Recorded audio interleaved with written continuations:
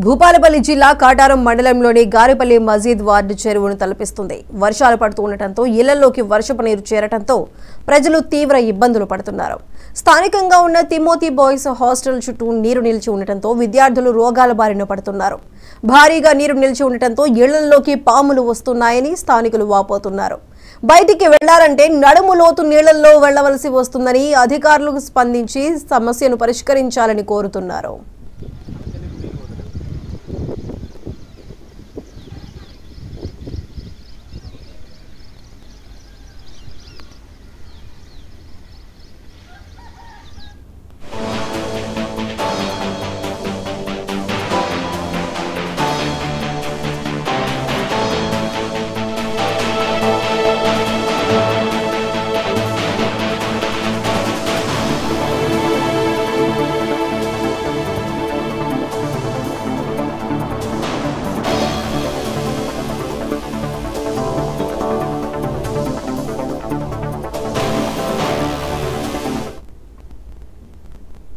ప్రస్తుతం ఎక్కడ చూసినా నకిలీ